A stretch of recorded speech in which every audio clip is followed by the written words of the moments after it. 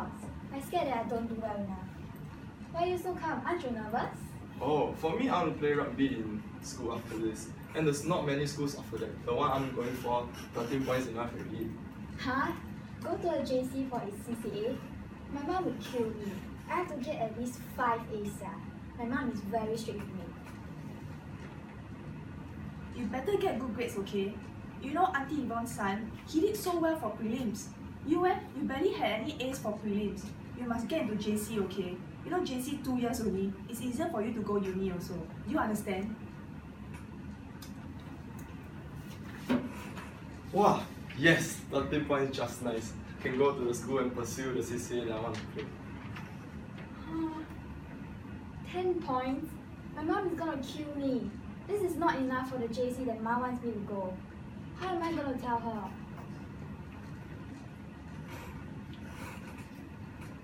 What kind of grades is this? Do you know Daddy and Mommy spend a lot of money for you to go tuition?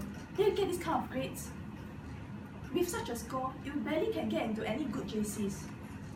Ya-En, you are really a disappointment. I wish I can pursue my interests like you should. If only grades didn't matter so much.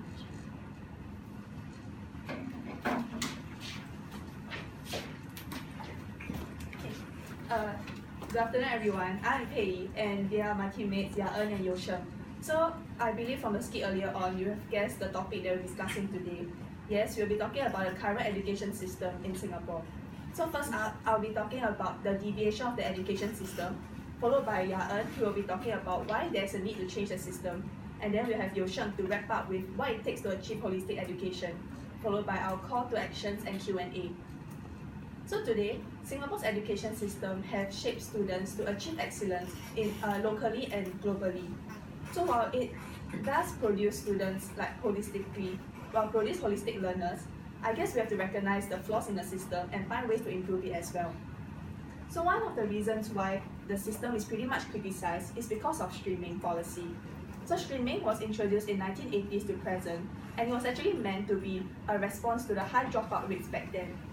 So by sorting students into different streams, it allows them to learn at a comfortable pace. So besides streaming, there was also national examination to be taken in the final year of every primary, secondary, and tertiary education. So this is to determine if students can advance to the next level. So can I have a show of hands? How many of you actually have at least one subject that you detest the most, but you have to study for it? Yeah. How many of you actually have to memorize formulas and definitions or notes from teachers instead of understanding what the subject was actually offering? Thank you. So I guess you can see how these policies actually led to unintended consequences such as rote learning and memorization.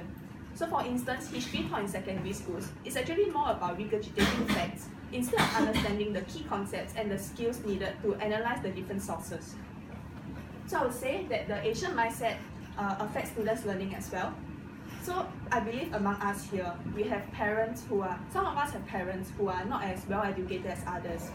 So just because hardworking students in their generation, they had a better chance to earn a better income, they assume that it applies to our generation as well, that if we don't study hard, we will never do well. Then I guess this picture says it all, and I find that it's very relatable to us.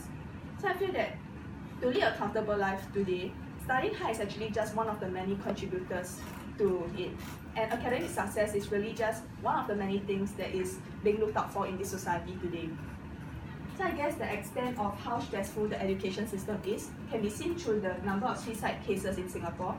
So as seen, within just a year, the number of teenage suicide cases have doubled, and it's actually the highest in 2015.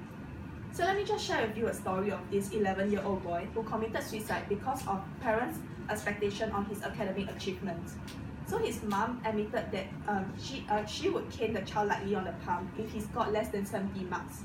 And on the day that he committed suicide, the court actually mentioned that he received his examination results, and it was actually not promising. So I guess we can see from this incident that parents' expectations do affect child's learning. And because children tend to be obsessed with grades and achievements because they do not want to let their parents down. So we are all in university now, and I'm pretty sure in a few years' time, some of us will get married and have kids. you really want to raise your children up and hoping to see him or her through their marriage, but because of our own expectation on our child, then they actually leave the world earlier than expected or have to struggle with mental health issues? So I guess we are the generation that can make a change because we stand in the present now. We see how the education has progressed in the past, and we are the ones that can make the change for the future. So I really urge us to create an environment where we focus really less on academic results and really create an environment where we can understand the subjects that we learn and get to know ourselves better as well. After all, I'm pretty sure that we do not want our future generation to experience such stress growing up. Thank you. So now I'll pass over my time to Ya-En, who will be talking about why there's a need to change the system. Thank you, Pei.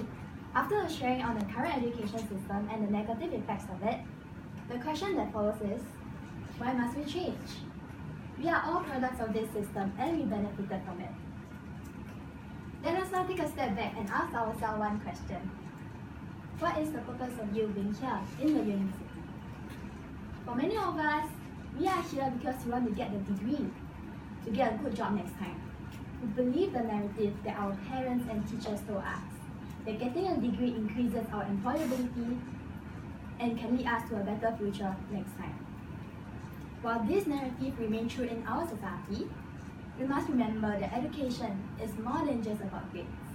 It is about the process of learning and the joy that comes with it.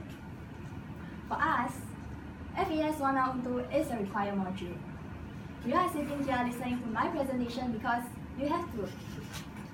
We did our email assignment, our blog post, and now this presentation because it is part of our grades. How many of you here actually enjoy this module since week 2? Beauty faces, really? How many of you here are here because you have to be here? Keep the answer with you. You want to share with you, it's also okay. Keep the answer with you, and we hope that at the end of our presentation, we will give you something to relook at the process of learning, and hopefully you can realize that this module is much more useful than you think.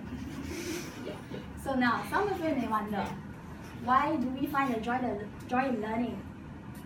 Well, passion in learning is what keeps us motivated. It is an extremely valuable asset in this competitive society because it will bring us far in life. Furthermore, joy in learning is in line with the holistic education that our government is pushing for. Look at these headlines. Next, please. Okay, look at all these headlines that shows that our government is trying to push for a more holistic education. It goes to show that structurally there has been changes to push for a change in mindset in the holistic education. So the question next is, how do we find the joy in learning? Joy in learning is about approaching ideas and concepts with an open mind.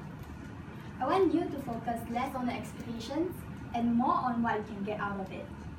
I want you to connect different ideas and concepts and to see the connections between them and to be able to use this knowledge even as the context changes. I know that for us as students, it is very difficult to find a balance between good grades and joy in learning. But having the joy in learning does not mean that we forego our grades. This is where we are right now. We study hard in university, we do our work. And this is the joy of learning. What I want you to do is to find that passion for learning in you and apply it, integrate it to what you're already doing. Grades do matter. Of course they do, right? We all want good grades. But look beyond the numbers and alphabets on your results sheet. And you realize that how fun learning can be. Learning is not just about grades. It is about the process and what you get out of it. And now I'll pass my time on to Yoshan. Thank you, Ya-En. Hi everyone, by now I hope that you're all aware of what is happening with our education system and what is the problem with it. And what we hope to achieve as a group for this problem is to achieve holistic learning. So this is a problem that not just affects us as students, but as the whole society. And to better relate to you our understanding of the system and what we think will lead to this holistic education and holistic learning, we have identified a few key agents and ideas that I want to share with you. So let's start with the three agents that we identified: the educators, the educated, and the system. The educators are those who teach. They are our parents, our teachers, and us as university students who are teaching our peers and teaching those younger than us. The educator, of course, are the students who receive the education, and the system are the measures and policies that are within the education system and how it works to educate us. The key ideas that we want to talk about is adjusting mindsets and attitudes, and to increase receptiveness and effectiveness of the system itself. At the same time, as educators and educated, when we adjust our mindsets and attitudes, we will be also better tailor ourselves to adapt to the system and the policies that are there right now. Because whatever the system may offer, if we are not receptive and we are not willing to look at it with the right kind of mindset, it will not achieve its intended results. So changing our mindsets and attitudes. So this is about how we define success. Singaporeans often define success associated with higher level education. It often revolves around the idea of higher level learning and reaching tertiary level education. We all want to graduate, we want to reach university and have a degree. But as educators, we need to understand that each student has their own strengths and weaknesses, their own talents and their own interests to pursue. It's not always about the maths and the sciences, but about truly helping one reach the best of their potential. And as students, we need to not revolve so heavily around results and grades, but to really understand what is the purpose of learning. Why am I here? And do I even enjoy myself? What is the joy behind learning? And to really understand what is the purpose. We need to create a new supply of students and learners to meet the changing demands of the economy and our workforce. Not every one of us is born the same way, and not every one of us is good at the same things, and therefore not every one of us succeed the same way. Yeah, as for this,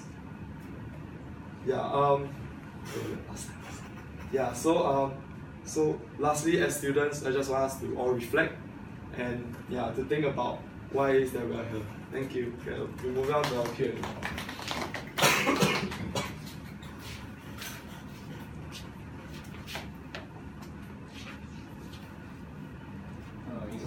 Recently there's subject-based banding. So do you think like this is a good approach to make it a more holistic system?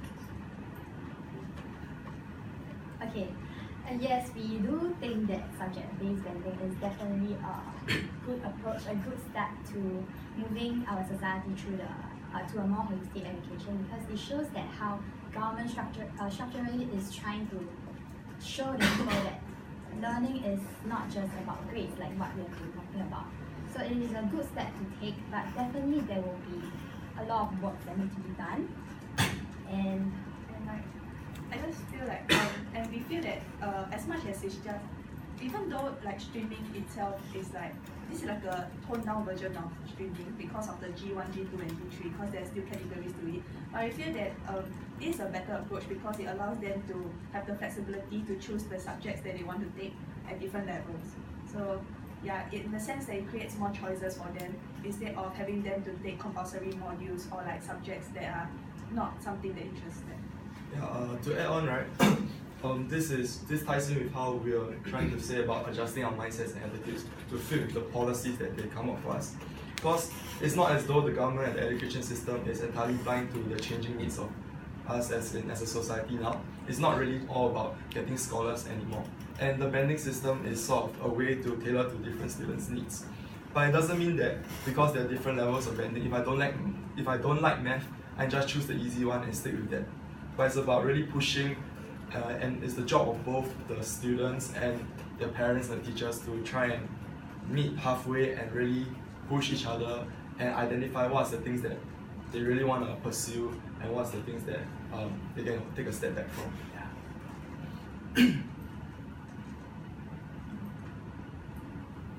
Meritocracy is fair, so why should we change the system?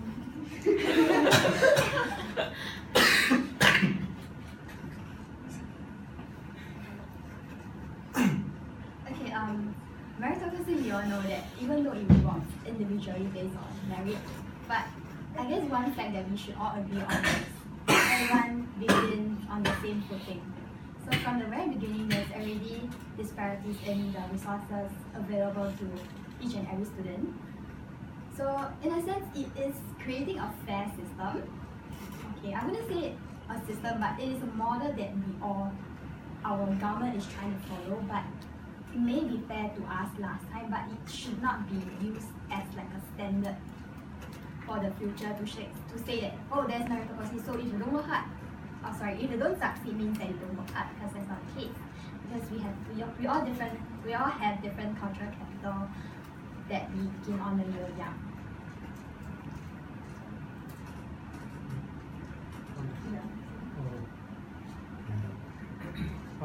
So one question would be, what if passion in the subject you have wears off over time, and what will student do?